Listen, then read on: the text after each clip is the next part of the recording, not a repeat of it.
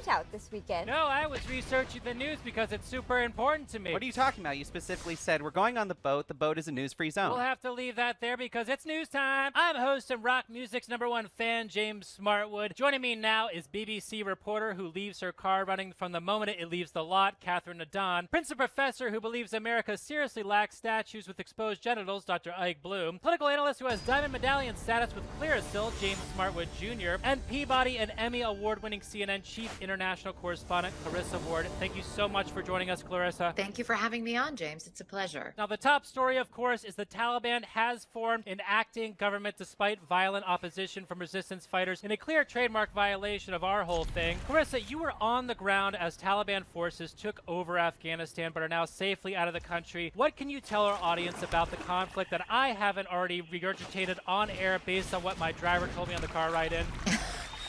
Well, I guess what I would tell your viewers is that Afghanistan is going through a very challenging and for many people very painful period of deep fundamental change. In there. And while the Taliban has tried to project an image that it has matured as a political force, it has not yet persuaded people or many people of that with its actions. Why is the Afghan resistance continuing to fight after the American media's 2-week-long attention span has already expired?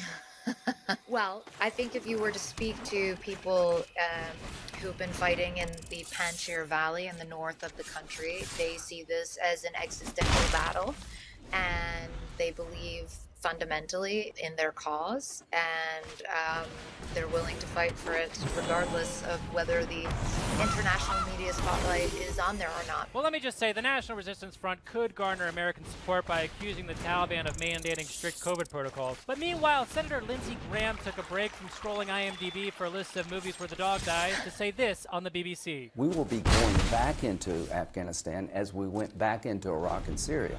To the Hang British. on, you Oh, yeah. seriously think the United States will once again, We'll have to. in a foreseeable future, Yes. put troops back into We'll have Afghanistan? to. We'll have to, because the threat will be so large. Truly off base to think America would go back to war because of a threat. We really don't need a reason. Clarissa, our calls to return ground troops to Afghanistan to fix things we got wrong the first time just another instance of America's self-sabotaging perfectionistry? I mean, let me just try to unpack that question. I just would say that, there are people who are fearful that Afghanistan will be used as a safe haven for terrorists and that threats could be plotted there and attacks could be launched from there. I think we're a ways away from what I've seen on the ground from talking about putting boots back on the ground, but clearly others disagree. I'm with Lindsay on this one. Al-Qaeda is a threat to American and British troops, so we need to send more troops in there. But Catherine, won't that increase the number of troops that Al-Qaeda can threaten? I didn't even think about that.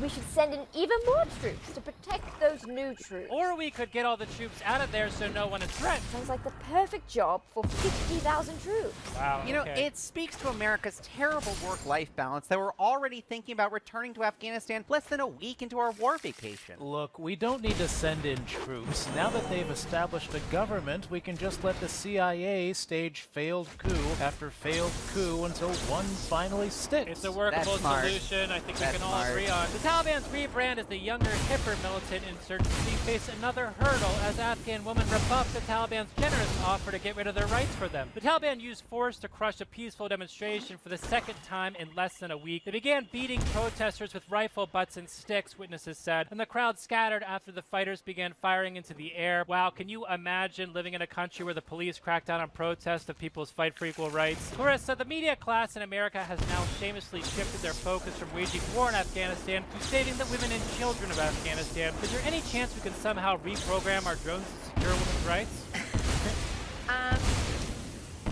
I think a lot of people, not just in the U.S., but around the world, are very concerned that women's rights in Afghanistan could be drastically reduced under the Taliban. But what's interesting is that whether or not the Taliban has changed, we definitely